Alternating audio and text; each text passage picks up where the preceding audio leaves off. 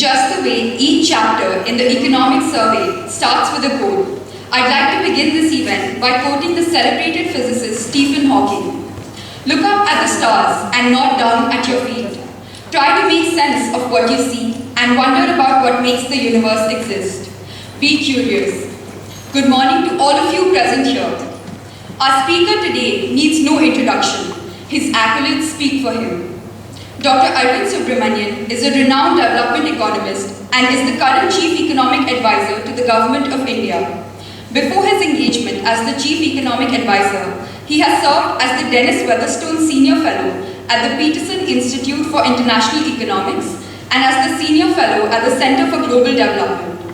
Earlier, he was the Assistant Director in the Research Department of the International Monetary Fund and served at the GATT during the Uruguay round of trade negotiations. Sir has authored 2 books, India's Turn, Understanding the Economic Transformation, and Eclipse, Living in the Shadow of China's Economic Dominance, and has co-authored several books. He is a widely cited expert on the economics of India, China, and the changing balance of global economic power. The list is endless, but I'm sure we're all here to listen to Mr. Arvind Subramanian. I now request our principal, Sister Rosalie, to welcome Dr. Arvind Subramanian with a small token of our respect and gratitude.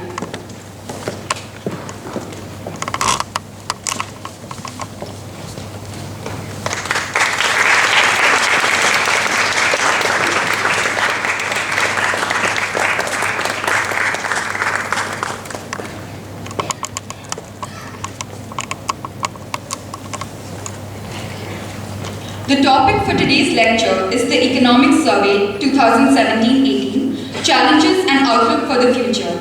I now request Sir to take the stage and address the audience. Good morning everyone. It's a great pleasure to be here. This is the first time I'm coming to this wonderful college. As I was saying, maybe when I was actually studying in Delhi University, I should have come here. That would have been more exciting than, but it's very exciting to come here today too.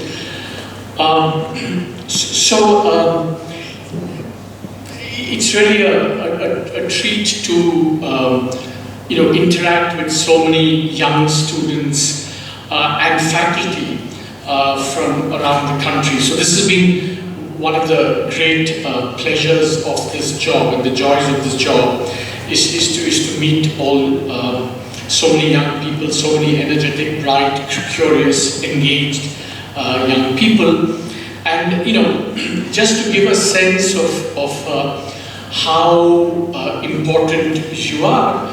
I just want to draw a parallel with what's going on in the United States. That for years and years and years. The gun lobby has been so powerful that even though something like 90% of Americans want some restrictions on gun ownership, nothing has really happened.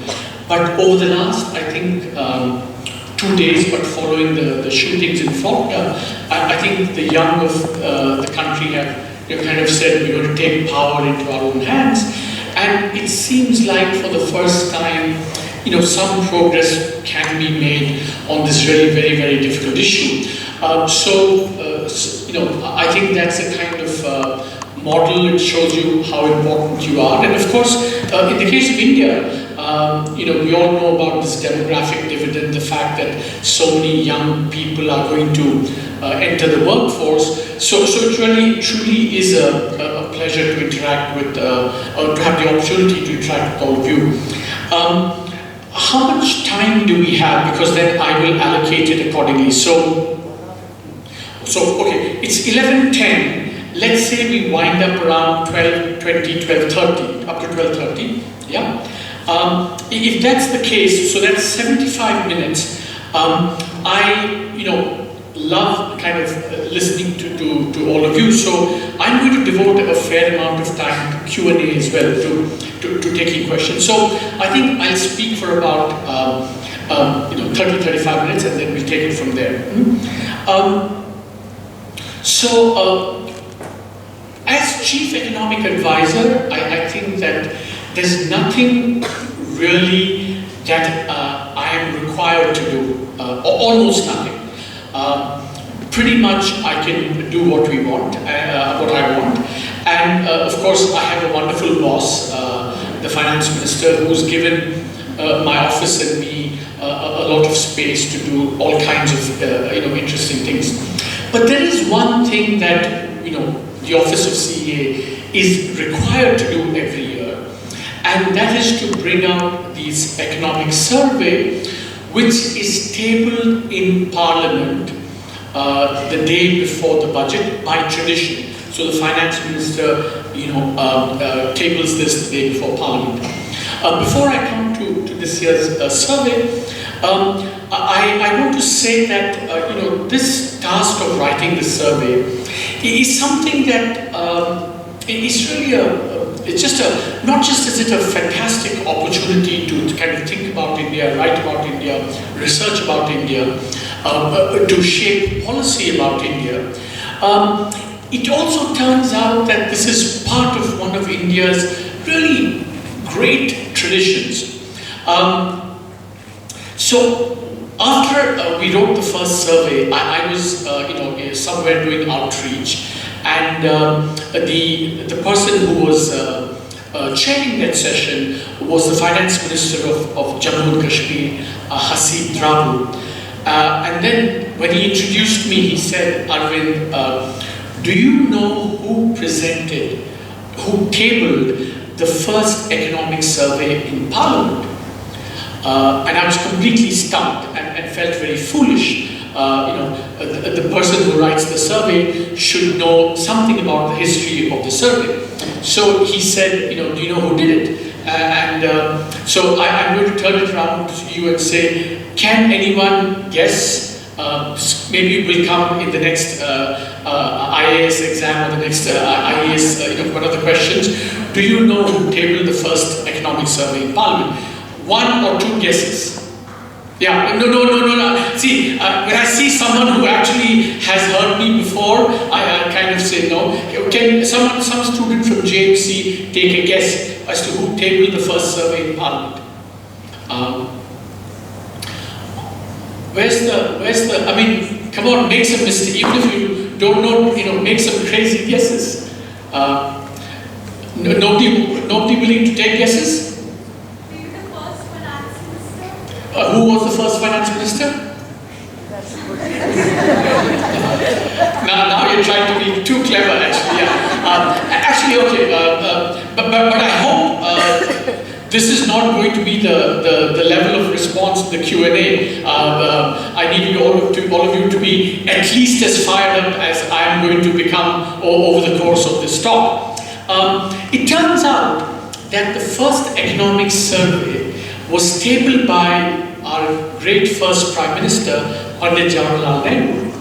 It turned out that was the case because this was, I think, done in '62, because we were having this skirmish with China. It turned out that he was acting as the finance minister, so he tabled this in Parliament. Now, several months later, I'm known to be a little bit mischievous. Several months later, we took a group of young IAS officers to meet the then President, Mr. Pranab Mukherjee, who had served as finance minister and deputy minister of state for finance several times. So he was a kind of veteran of the finance ministry. So when we were in his presence, I cheekily turned to him and said, "Mr. President, do you know who tabled the first economic survey in Parliament?" He didn't know. So I had a bit of fun, making a little bit, mocking him a little bit that he didn't know this. Anyway, so this year we wrote our first economic survey, and before I proceed, I have to make it very clear that this is really a combined effort, which the Ministry of Finance, the Economic Division, and also the Office of CEA. So some members of my team are here, so I would like them to stand up and for you to all acknowledge them and give them a hearty round of applause.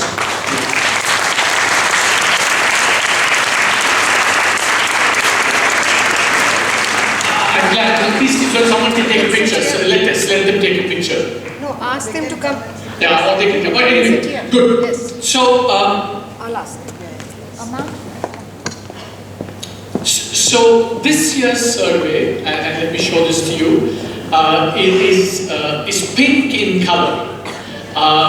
And of course, my team and I got a lot of flack for this pink.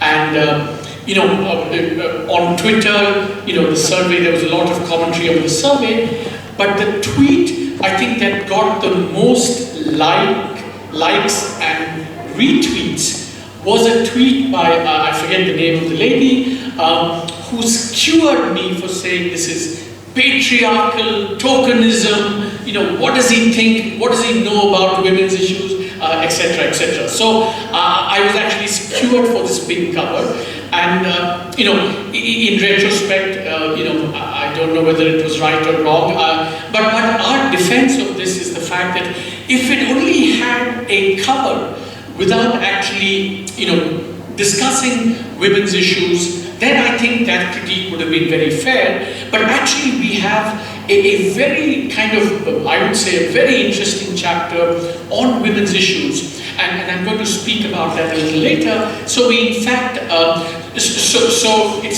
felt it was a little bit unfair to be critiqued for, you know, putting a pink cover, given that we'd actually dealt with these issues in any case. But if you want to tweet saying, I still think pink was a bad choice, please go ahead and do so. Anyway, let me quickly run through the survey and, you know, what we try and do here, and hopefully we can take some questions. So the economic survey, since we've done 4 surveys, it comes in 2 volumes. Can everyone see can people see the screen? So there's a volume 1 and a volume 2. Essentially, volume 2, what it does is it reviews the economy, what has happened in the last year, and reviews it in terms of a number of sectors, you know, prices, external sector, agriculture, and so on. Then there's the volume 1, which, you know, the Office of CEA takes rights in particular, which has a lot of analysis, new research, new data, and new ideas and policies. So this is kind of, in some ways, the innovation that, you know, we tried to bring about in the survey over the last 4 years. And it really has a lot of exciting new material, which I think is what which has made this job, among other things, you know, extremely exciting. So for today, what I'm going to do is that I'm going to, you know, break up this presentation into 3 parts. First, I'm going to talk to you about what I think are some of the, you know, contemporary issues very briefly, where we see the Indian economy, what's happened. Then give you a sense of what is the new research and analysis we've done. And then maybe, if we have time, spend a little bit of time on, you know, what have we learned about from writing this survey in terms of how economics should be both taught and learned, as it were. So I see a lot of faculty members here as well, and of course all of you students. One of the things that I am very kind of keen on is, you know, how do we make economics, both the teaching and learning of economics, fun and exciting and, you know, really gripping, which I think it can be. I think it's just a terrifically interesting discipline, but I think, you know, what have we learned and how can we do that? So I'll spend time on that. So in terms of the big kind of macro issue that we tackle in the first chapter of the survey, the first chapter is typically meant to kind of take a bird's eye view of the Indian macro economy. Not every sector, but the macro economy. How is growth doing? You know, how's monetary policy doing? How's fiscal policy doing? And so on. And really the theme of this year's was, why did India decouple from the rest of the world in terms of economic growth? So what you see is that, unfortunately, you don't see, well, even I am who am so close, can't see the yellow dotted line very well. But essentially this is growth. And these are for other countries, groups of other countries. India, before early 2016, its growth was accelerating. And the rest of the world was decelerating, and China was also slowing down. So India was unique. India had decoupled from the world, but in a positive direction. Its growth was accelerating, the rest of the world was decelerating. But after the first quarter, exactly the opposite happened. India decoupled, its growth started to slow down, while the rest of the world started to pick up. And China also is picking up. So that's why we call this decoupling, and it's temporary, luckily, because if you look at the most recent data, this line has started to pick up again. So for about a year, maybe 12 to 18 months, India was actually decelerating. But remember, this is still, you must keep in mind the distinction between acceleration and deceleration and the level of growth. India, as you can see here, it's still the fastest growing economy in the world. And now too it's come back up above China. So in terms of levels, we're still the fastest growing economy in the world, amongst the major economies. And but in terms of direction, the change, something had happened. So the question was, why did this happen? And what does it mean for economic growth going forward? That was the kind of theme we took up. And what we said was that India had experienced a number of unique kind of factors which made India decelerate relative to the rest of the world. So the three factors that we identified, which India experienced with other countries didn't, were demonetization and the GST. What both these did was they were temporary factors that affected both the competitiveness of Indian industry, especially the informal sector, and in the case of demonetization, it also reduced demand, because when you withdraw money supply, the demand in the economy comes down because cash comes down and so on. So these two factors, and the way they showed up in the data was essentially that what you saw was that this is India's export growth. There was a period when it slowed down here, and this period here, when imports picked up and exports came down. That's because the competitiveness of our economy suffered.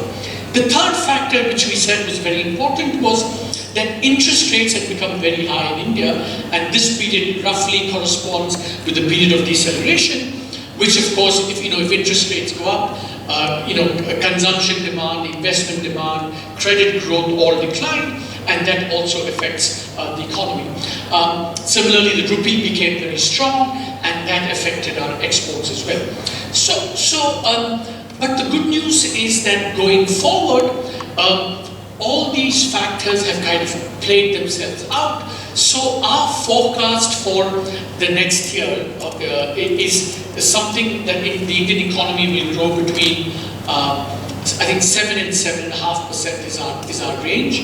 And this year it's going to be about 7, I think. So we expect some acceleration. This year it's going to be 6.75 or something like that, 6.7. So we expect some acceleration in the economy next year going forward, partly because some of these shocks that affected the economy have faded away, and it looks like the world economy is picking up, so the possibility is that exports will do well, and that's what we kind of so already you can see many indicators are turning up, credit is picking up, investment is picking up, so we're hoping that in the coming year, provided a number of, provided oil prices don't go up too much, provided inflation doesn't pick up, provided also that a number of challenges facing the economy, which we can talk about, the banking system and so on, those also have to be addressed, and if that happens, we can expect some reasonable pickup in growth and in the economy going forward.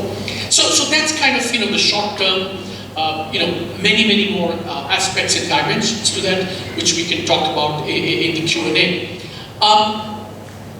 One of the things that I am very keen on personally when we write the survey is that we must make use of new data to shed light on things that people are either confused about or don't know about.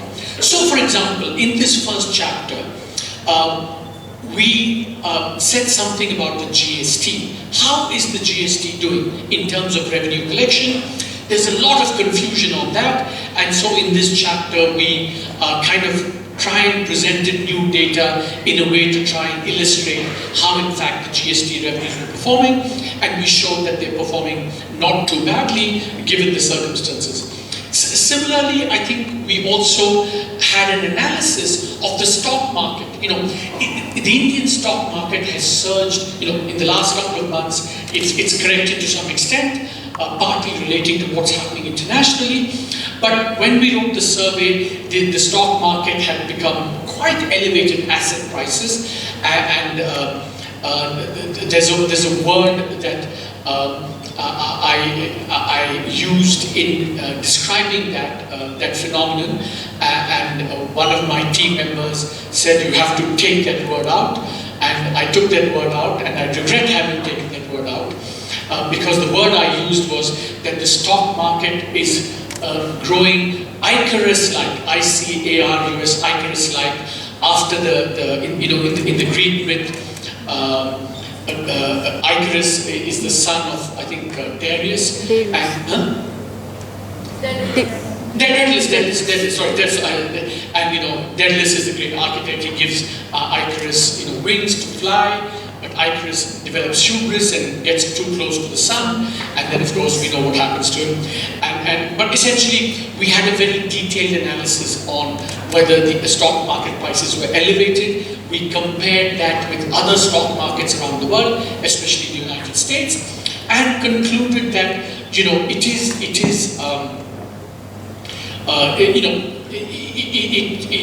it was kind of a little bit decoupled from fundamentals, so we have to watch it very, very carefully. One point I think we should make about, say about the stock market today is one of the reasons stock prices have grown very rapidly, have still grown very rapidly, is because more and more savers who used to put money in gold or cash or deposits have switched and started putting more money in mutual funds and SIPs and all of that, and that's part of the reason why these things have gone up. So the good news is that small savers, medium-sized savers, get the benefit of, the increase in stock prices. Their wealth goes up, the savings go up. But the flip side, and that's why I think policymakers have to be very, very careful. The flip side is that if something were to happen to stock prices, the people who will be affected will be more small savers. And that creates a lot of political complications. I mean, no government wants, small savers to be affected adversely. So that's why it's very important that, small savers are fully understand the risks of investing in the stock market. Which is what? The fact that stock market has been going up and up and up creates the illusion that it's a safe asset. It's not. Stock prices go up, they go down. That's a rule of law, iron rule of law. And if savers don't understand that, they may get hurt in the process by over-investing in equities. So this is a very important policy message that comes from the analysis that we did in the survey. So there are lots of things like that, and so every survey what we try and do is to have a lot of new analysis and research. Now I'm going to give you a flavor of some of the things we've done. I can't go through everything, but again, one of the joys of this job has been to get a lot of very, very detailed data, which my colleagues in government have generously provided to us. So we make use of the data to do all kinds of analysis. Whether it's the GST, last year, for example, we showed using railway passenger data that there was much more migration in India than anyone had believed. Similarly, I'm going to show you what we've done with GST data this time. For example, we have a lot of new insights from GST data. For the first time in India, we know what is the size of the formal sector employment. which we've really not, we've known periodically from some of the NSS surveys, but now we're able to make those calculations much better. For the first time ever in India, we know, see, everyone knows how much India exports, but we've never known until now how much do each individual states export. How much does Maharashtra export? How much does Gujarat export to the rest of the world? How much does Tamil Nadu export? And now for the first time, we have data on them. Similarly, for the first time, we know what is the trade within India between states. How much, remember, as students of economics, when you think about India obviously as a large country which interacts with the world. But another way to think about India also is, India is, 29, 30, 32 countries, and all the kind of principles of international trade that you apply, the gains from trade, it's good to trade or not good to trade, all those apply within India as well. So India makes for a fascinating case study, and we have lots of new insights from the GST data. Another very topical issue is, since the boom of the mid-2000s, investment and savings have declined. So my colleagues analyzed, how much has India's investment declined relative to other countries? Is investment more important or is savings more important? When do we expect investment to pick up? Just to, on a lighter vein, we did all this analysis on January, came out on January 29th. On January 31st, the national statistical, the data changed completely, and in a sense, we had the awkward situation of not completely knowing whether, the investment pattern that we had analyzed was in fact the right pattern or not, because suddenly for 2016-17, the investment to GDP ratio went up by 2 percentage points, and we had not expected that. So this is just a warning that anything that you do is subject to data revisions, and often what the economy can't produce, statisticians can produce for you, and you have to be careful about that. Similarly, I think we had something on cross-country growth. I mean, is it the case that India, which is now growing, has been growing very rapidly for the last almost 40 years now? It's something that people, I'm sure students of you know. I wrote a paper with Danny Roderick, which I hope is on the syllabus, where we said that Indian growth actually took off not in 1991, but 10 years before. And in fact, so if that dating of Indian growth is right, we're almost in 2019. India has been growing very rapidly for about 40 years now. But the question is that going forward, will this growth momentum be maintained? Or will it be the case that for countries like India, the opportunities will be very different because of international developments? For example, what these new international developments are, you can't read it here, I'm sorry, but if, for example, the external environment is very different now. There's much more protectionism, the ability for India to export is much less. The other thing is that, learning in India, outcomes are not improving as rapidly as they should. Therefore, going forward, if robotics and new technologies take over, what will happen to employment opportunities is another kind of daunting challenge that India faces going forward. We also had a chapter analyzing climate change. Again, we got hold of very, very detailed data from the Indian Meteorological Department, and what these two charts show you are how India is becoming hotter and drier over the last 40-50 years, and what it means for agricultural yields going forward. So we have some very exciting findings on that. So this is the chapter I'm going to spend a little bit of time on, because it's a chapter on gender, and I hope all of you will read it, and after that, criticize us for the choice of pink cover. But first please read the chapter. So the chapter is in fact on how much progress have we made on gender-related issues over the last 15 to 20 years, and how does that compare with other countries?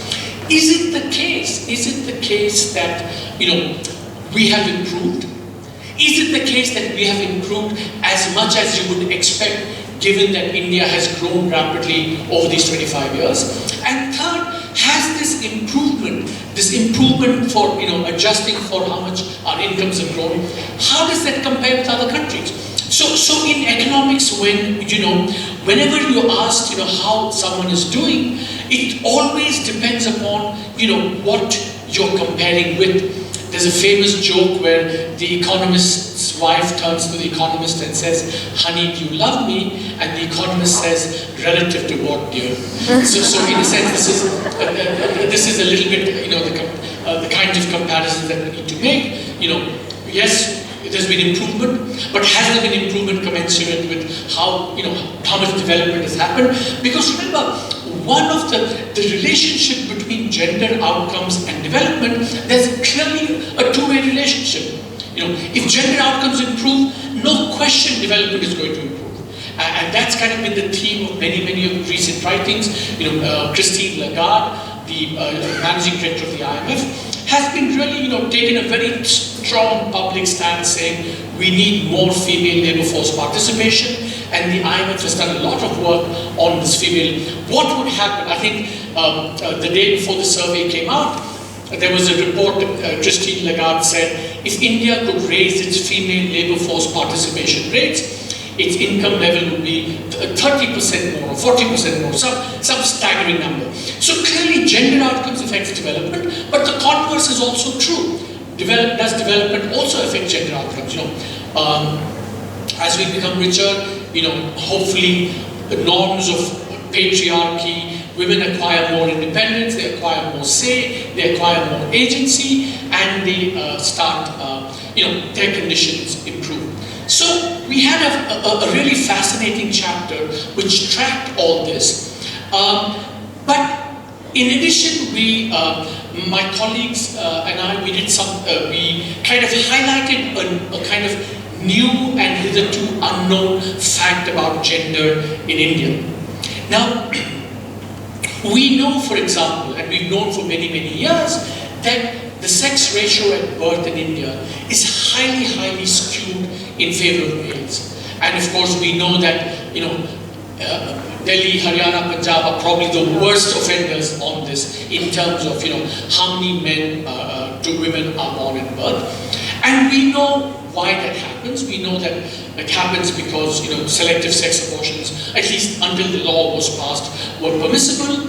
But, of course, implementation always lags. So still, we find highly skewed sex ratios at birth. Something like, maybe 900 women for every 1,000 men, girls for boys.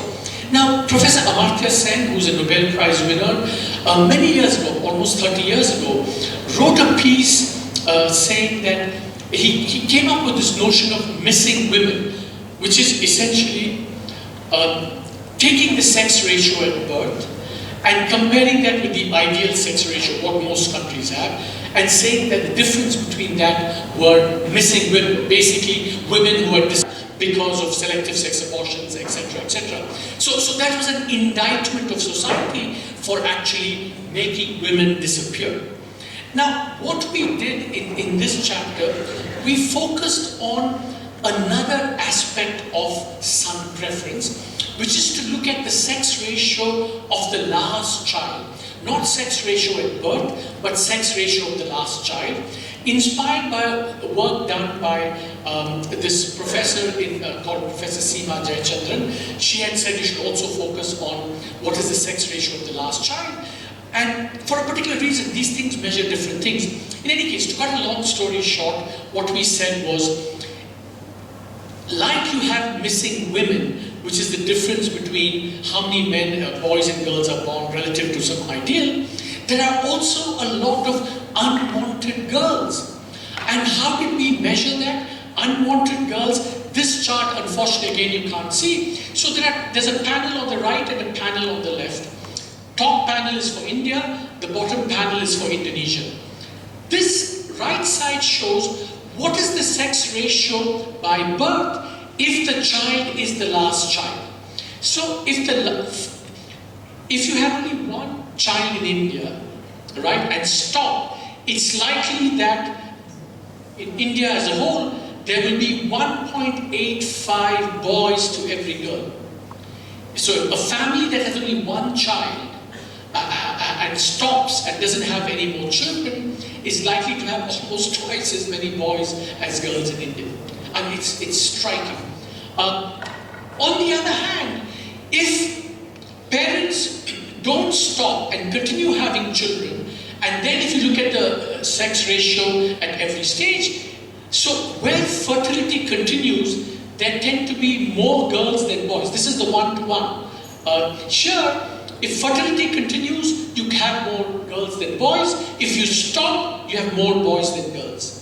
So essentially what is happening in India, that families implicitly, because they want sons over daughters, and at this point all of you should start, doing narabazi, aisi nahi hogi, but I hope, but you seem like a very calm, almost timid group of people, but I want to urge you into a bit of more animation and even kind of agitation, as it were. But essentially what this shows is that there's still this deep son preference in Indian society.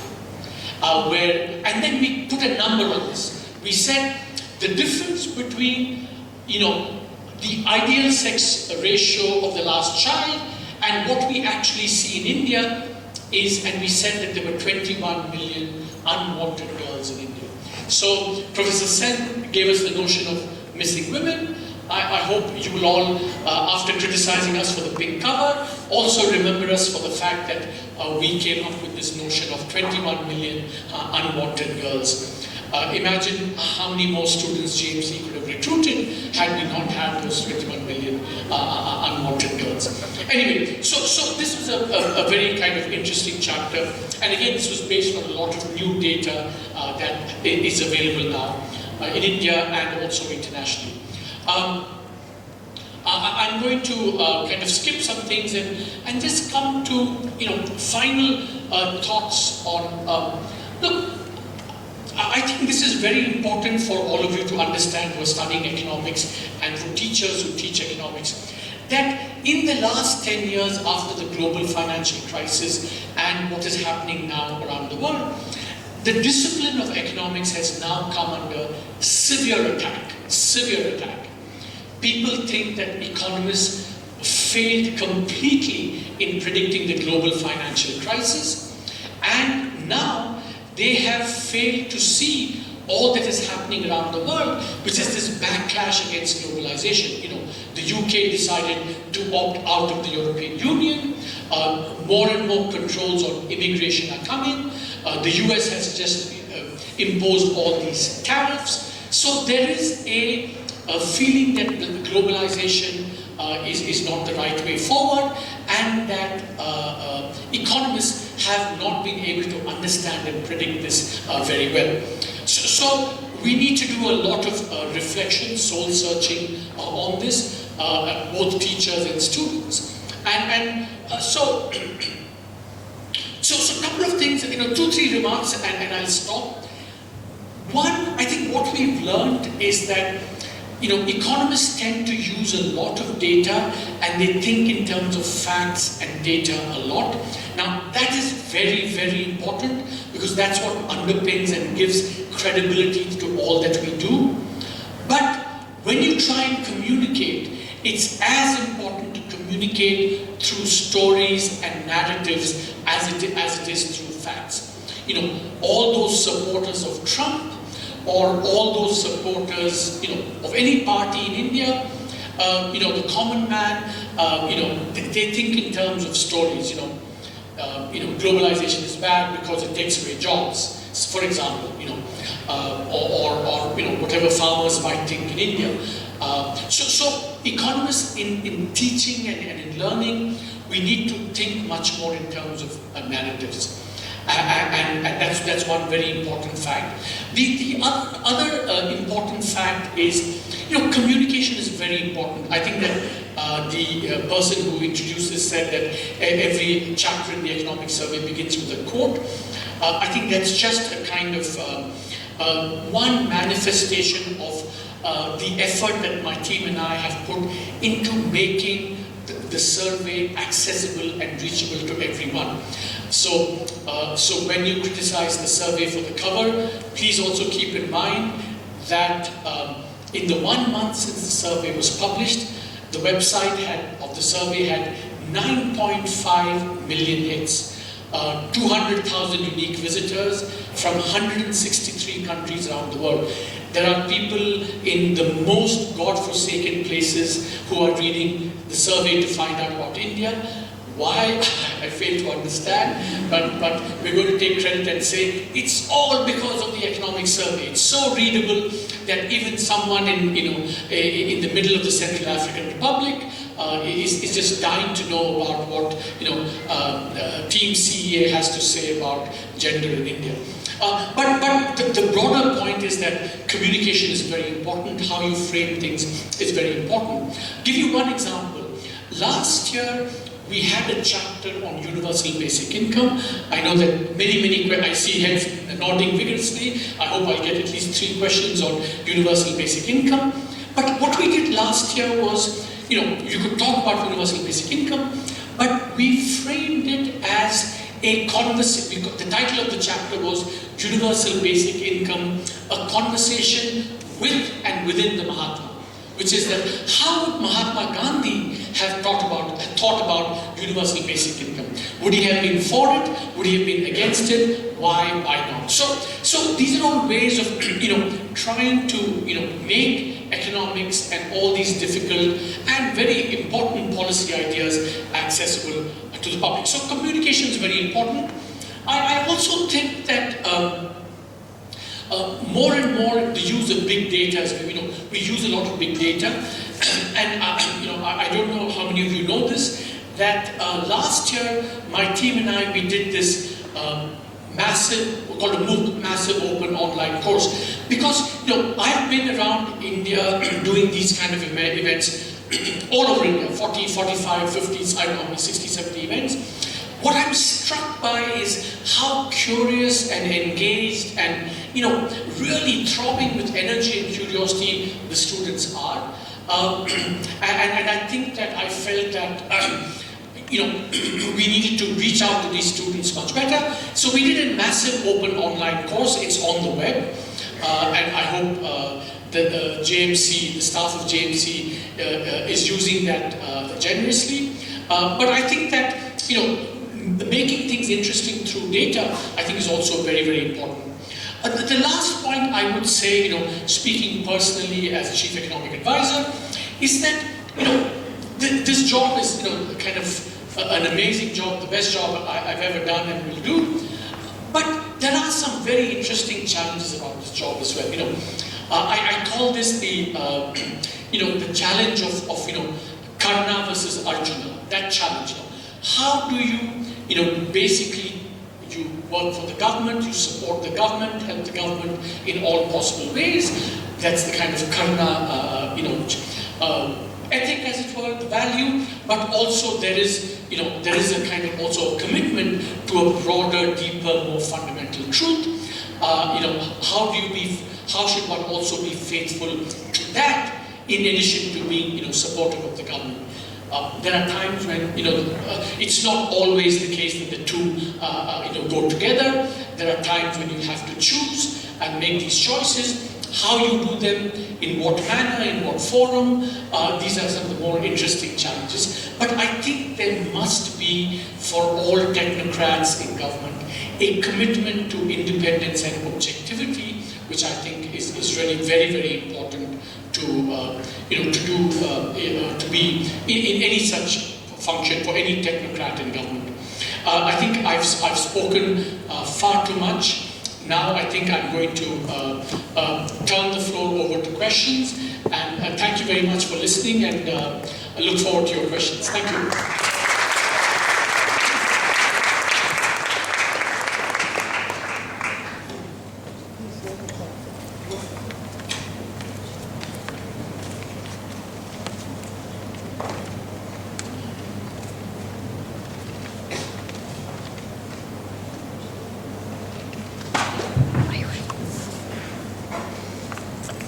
Good morning, sir.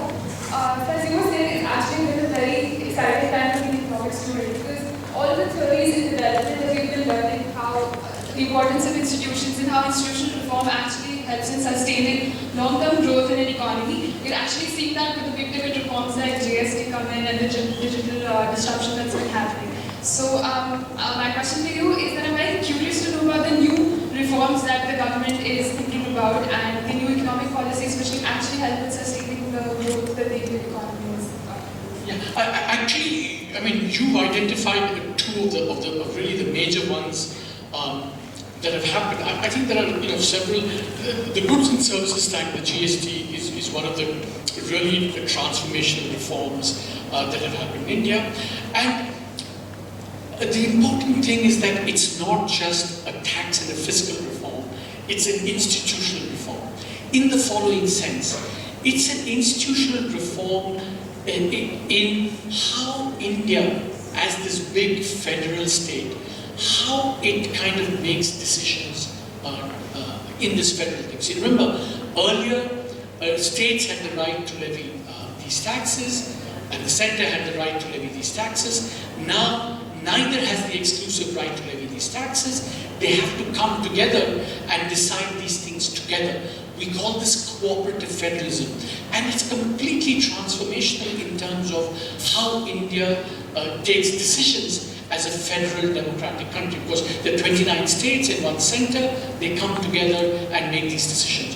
So it's really an institutional reform and a model for policy making in other areas as well. So the GST is the other, quite rightly, we call this, the JAM thing, Jan Dhan Aadhaar Mobile. Basically, you use technology to do financial inclusion, to do the biometrics and mobile, and then you can, for example, improve governance. You can, get things quicker to people. Your social policy can be more effective. There can be less leakage, and if governments can do that, trust in government increases, and that's a sign of kind of institutional improvement as well. So I think that's another. The other big reform on the banking side, I think that the government has done is by enacting this bankruptcy code, and I think in one of the previous surveys we said how in India exit is a very difficult problem. We had a chapter called the Chakravyuha challenge, from the Mahabharata, where again I keep forgetting, Abhimanyu can enter but not get out.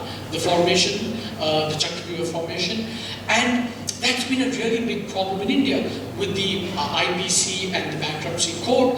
Now we are seeing, for example, we had the first successful winning bid, where I think Tata Steel acquired Bhushan Steel. So there it's an example of exit, because we can have Bhushan Steel now exit and a new company take over. And exit is very important in a market economy, because remember, in any market economy, you need the productive guys to come in, but you also need the unproductive guys to get out. That's exit. And so that's another major, I think, institutional reform that the government has done, and I'm sure there will be many, many more coming in the future as well. Yeah. So we see that talking about UPI and JAM, we see, an important part of bringing about UPI is Aadhaar linkage. Linking your Aadhaar with your bank account, mobile numbers, and we see that there is a lot of flack which the government is getting on there's data security, leakage, etc. So in this backdrop, how much do you think is the feasibility of a scheme like UPI, and do you think it is ever going to see the light of the day? Yeah, that's a great question. Firstly, of course, that Aadhaar is, even as we speak, being litigated in the Supreme Court. As you know, the government is making its case, began last week. It's going to make, I don't want to speak on Aadhaar per se, but I think you raise a very good point, which is that in order to be able to implement UBI, you need a certain infrastructure, right? You need everyone to have bank accounts, you need some way to identify the beneficiary, and having mobile also makes it easier to kind of do these transfers, etc., etc. So clearly, all these are very important. I mean, in principle, remember that with the beauty or the attraction of a universal basic income is that you don't need identity because everyone gets it. In fact, the UBI precisely is there to overcome the challenge of current schemes which are based on targeting, right? I mean, in order to target, you have to identify, you include someone and you don't include someone. To do that, you need identification, right? That's an identity, a knowing identity. So in principle, a UBI doesn't need that. But in practice, of course, as we say in the survey, in practice in India, giving everyone a check is never going to be politically acceptable, so you will still need some form of identification. I don't think that, the Aadhaar thing is going to be the real bottleneck to this. I think, for example, financial inclusion is going to be a real challenge to it. Everyone having a bank account, that will be a challenge. But even as we speak, and this is what I think many people have not understood, we are now in, 2 states in India are implementing something like a universal basic income. We call this QB, a quasi-universal basic income. Essentially what Telangana is doing is saying all farmers will get money based on their land holdings. So it's not universal basic income because non-farmers don't get it. But having identified a category, which is farmers, all farmers get it. So that's why it's kind of quasi-universal. And they are actually beginning to implement that. So clearly, they are trying to have worked through the difficulties and challenges of implementation. So I think more and more in India, with financial inclusion, with mobile technology, with some kind of technological identification, we will make progress, and we're already making progress. And the kind of plumbing that is required to implement a universal basic income is getting built. Yeah, there. Yeah. When we talk about data, we tend to devote a large amount of time and energy on things like GDP and investment environment in the country. But somewhere among this, things like inequality issues tend to take a backseat. So how do we solve these issues, and how do we talk more about issues like inequality? Firstly, see, I don't actually think that issues like inequality are being neglected in any way. Certainly there's a lot of research that's taking place on these kinds of issues, on these inequality type of issues, and I think that we should have more of them, and we are seeing more of them. So the more there is pressure from civil society to focus on these issues, I think the more policymakers will also have to respond. But having said that, there is a broader view that, we are too kind of GDP obsessed and not devoting enough time to other kinds of things. And in fact, some people have gone so far and said that, we should get away from GDP and kind of measure other things as well. Some people say, for example, we should measure happiness, not GDP. And others have said, we should measure inequality. But remember that, and this is kind of a little bit something that I want to warn all of you about, that when you say inequality, right, you have to keep in mind that inequality can be defined in many, many ways, right? You can focus on the very, very, very, very rich, which Thomas Piketty, the French economist, has focused on, or you can focus on the very poor, You can focus on the middle class. You can focus on inequality by skill categories. You can focus on inequality across regions and states in India. So there's just lots of dimensions to inequality. And just to say let's focus on inequality is not enough. There's going to be many, many more things we have to do, even to pursue that very good objective that you have. That broadly policymakers, the way I would put it is, should focus on how the pie is increasing, the size of the pie. I think that's what GDP does. But also how the pie gets distributed between different sections of society is also very important. Yeah, please. Thank you, sir, for such an insightful address. So, we are very grateful that this year ECO survey recognized women's underpaid and unpaid work. But I have just one small question, that why no recognition for pregnant women's pay? To be precise, I am referring towards maternity entitlement. So firstly, there is nothing being done by government on this. The only two things done by government is first, diverting maternity entitlements into two different schemes with fancy names, and secondly, reduction of amount from 6,000 to 5,000. So just two questions. First, why is nothing being done by government on this thing except changing the name of schemes? And secondly, why is this important thing, the phase, such a painful phase through which every woman goes through, is not being highlighted in the economic survey, and most importantly in that economic survey which majorly wants to highlight women issue? So Okay. This is my question. Okay. So first question I want to say is, who's the Minister for Maternity Entitlements? That's just a rhetorical question. I just want to throw it out there. No, but more seriously, that. Can I add on one more thing? No, we have to listen to me and then. No, actually, no. Go ahead, please. Please. So basically, if we go legally, it's a maternity entitlement comes under the ambit of MFSA. But the government from 2017 onwards diverted it into two different schemes. So that is my question. So it's a very good question. The first thing I would say is that you have not read your economic surveys. Can I say you have not read your economic surveys?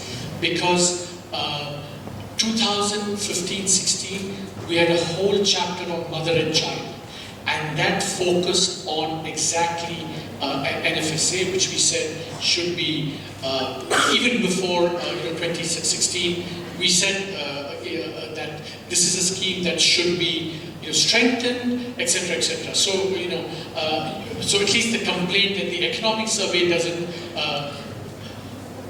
Yes, that. Yeah, that thing is done. Okay, I want an apology for that. I'm joking. No, but I think that point is a very good one, very fair one. That the NFSA had this maternity entitlement, and I think that the government is kind of very aware of this problem. I think that more time and effort is being devoted to that. But the one thing I will say is that, you see, the interesting thing in India is that the NFSA creates kind of obligations, right, legal obligations, so on. But what is very heartening to see is that some states are going over and beyond what the NFSA even says. So, for example, I was in Telangana recently, and the Chief Minister said that how they were actually building on the NFSA, because now the NFSA is restricted to one child. And I think some states want to extend it to 2 children, and also want to top up whatever so bottom line is that I think you're absolutely right. It's a very, very important issue.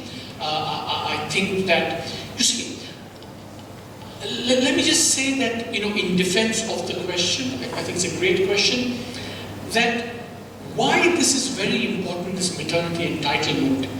Now I'm speaking more as an academic in support of you, is that let's be clear, I think this is important in itself. I think, pregnant women should get, everything and more.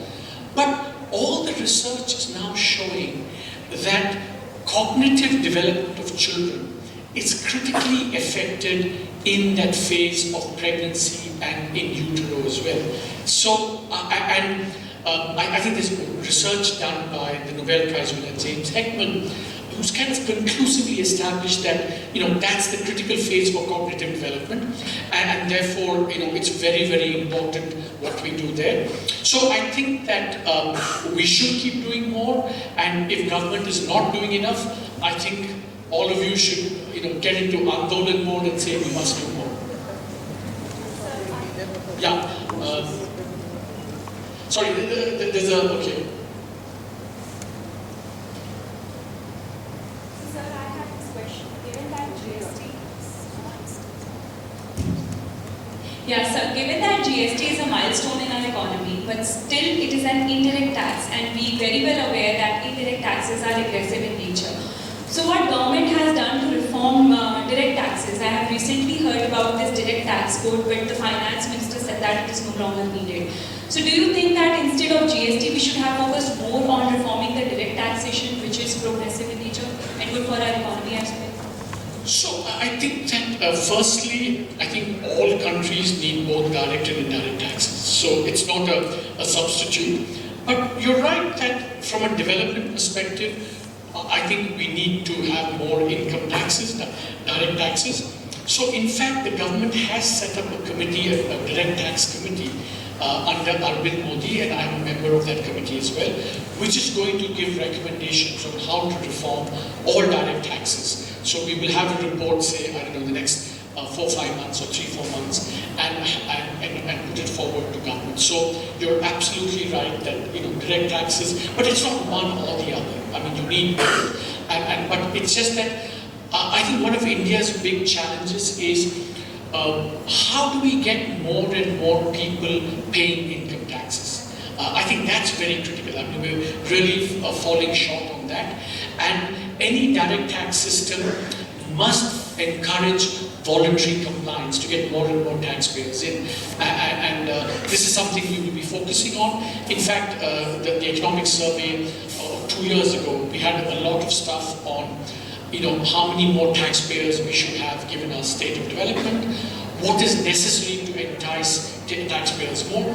See, because the subtle point is that you get more taxpayers by using carrots and sticks, and there are limits to how much sticks you can use.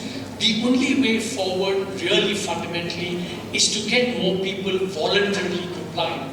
But then, how do you get people to comply if they think they're not getting enough back from government? Why should I pay taxes when you think that the money is badly spent or it's being used to subsidize something else? So those notions of what is the contract between the citizen, taxpayer, and the state, and how to reinforce that contract even via taxation is in fact a really very important and at the heart of economic and political development around the world. So it's a very important thing which we will be focusing on. Yeah, please. And then I don't want to discriminate against men here, so. So you spoke about how a government's point of view can actually affect an economist profession, and they don't always go together. So don't you feel institutions like RBI, which is not constitutionally independent, should be made 100% independent, even a department which is conducting economic survey? So, first of all, are you saying Chief Economic Economic Advisor should be independent? And the RBI. You want the RBI to be independent? How do you know it's not already independent? It's not constitutionally independent. That's a great question.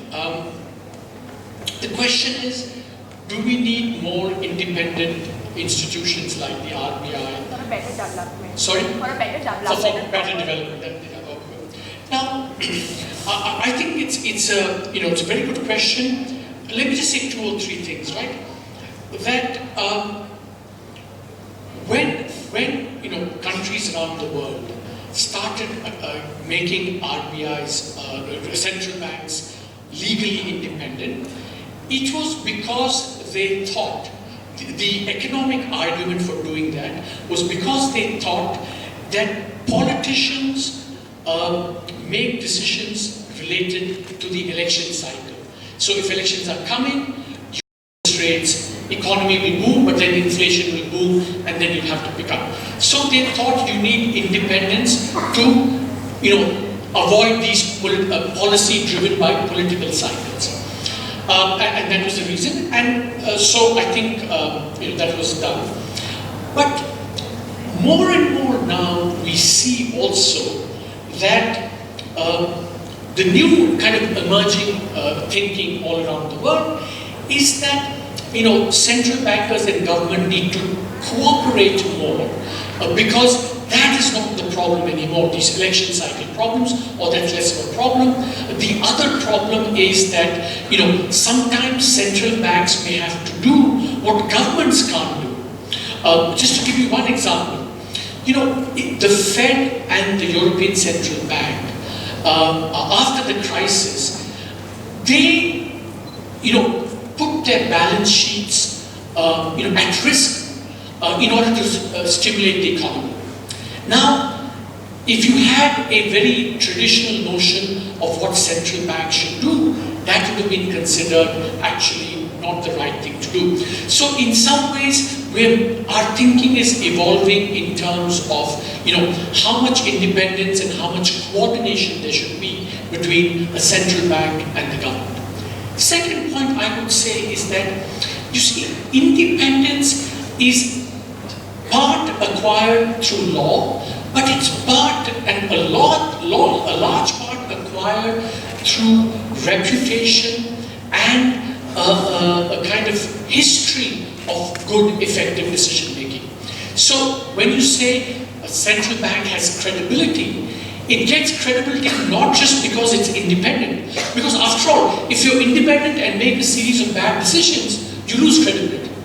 So what is important is not just what's in the law, but also actual practice by the central bank, and where central banks, for example now, the US Federal Reserve and the European Central Bank have acquired enormous prestige and credibility because of the way they responded to the crisis. In fact, in the case of Europe, Europe between 1929 and 2012 was doing very badly. And then Mario Draghi, the European Central Bank, he said, I will do whatever it takes. And just that statement, backed up with some very, very unusual things. Remember, central banks have done very unusual things in the last 5 years, what we call quantitative easing.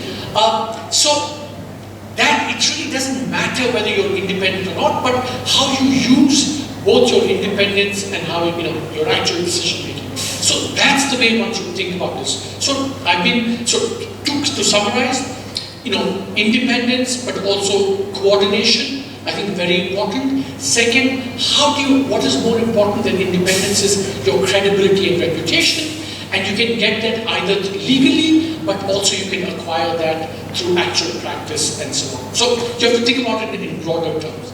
That gentleman will be here. Talking about aid, sir, do you think is financially effective for economic development of a country? Sir, as you know, the research paper back in IMF was turned out to be a lot of controversial because it was just before the Gleneagles Summit. So, and you were criticizing. You watched the YouTube program clearly. Do you think it's effective financially? It is effective for economic development of a country? So can you, I can't. Do you think aid? Yeah, so the question is that, is economic aid from outside, does it help economic development or not? And the questioner is referring to an interview that Raghu and I jointly did with Prannoy Roy, where we basically the reference is to a paper that Raghu and I wrote in 2005, just before the Gleneagles Summit, where all the donors were going to get together to pledge more aid, and our paper said that aid is actually not very important, doesn't work, so we got into a lot of trouble because of that. And I think that I still very much stand by that. I think the evidence over the years has not really changed to conclusively show anything else. So I do think that the interesting thing, okay, let me kind of bring that down to India. If you read last year's survey, for example, we also asked the question of, whether there is aid within India, from the center to the different states, and how has that affected the performance of the different states. So you can think of aid not just in an international context, which I don't think is very effective, but also within India context, where we also find that it's not very effective. And that relates to the question on taxation. I think the more people participate in the tax system and the less aid there is, the better for long-run economic development. So you should read last year's chapter of the economic survey. My answer to any question these days has become, please read the economic survey. I think that's a terrible answer, but it rescues me in very difficult moments. Yeah, please. This actually made a really good point about saving small savers in economics, especially like from all the home painters and all. You have to use the mic because my hearing is getting old. Yeah. So in the presentation you mentioned about saving small savers from all the downfalls and everything in the markets. But what we have seen is after demonetization, many of the savers shifted to investing in mutual funds and equities and everything. But now, like the recent budget, there was basically a taxation on equity-based mutual funds and everything, which further affected savers. And as you have got PPF rates going down. So do you think that the streams for savers, they have been squeezed continuously, and how do you think this can be changed and can have more opportunities for the savers? See, I actually think that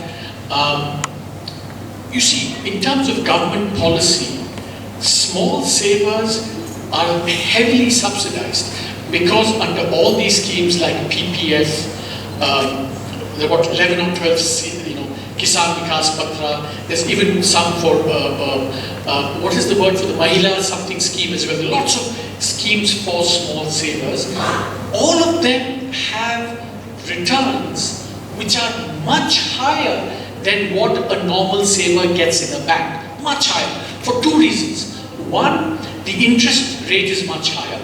Even though it's come down a little bit, it's still much above the normal rate for savers.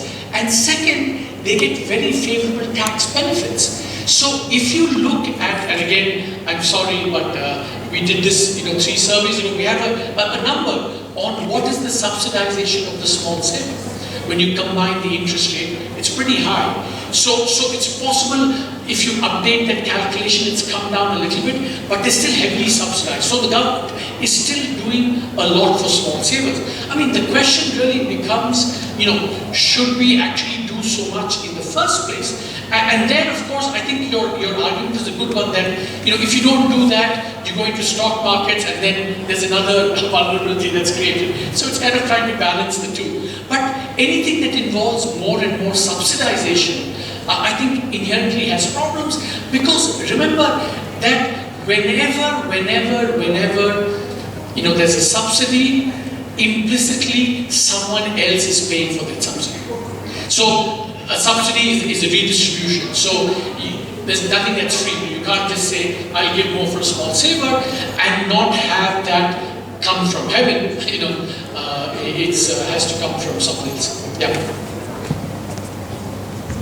Sir, why the economic survey relies on, for example, for Pradhan Mantri Awas Yojana Gramin, we hear a lot of criticism that the houses in concrete not been constructed. But when the economic survey is stable, it says that it takes source from the Ministry of Rural Development. So, do we see a conflict of interest that the economic survey relies on government data? Of course, the government would never criticize itself.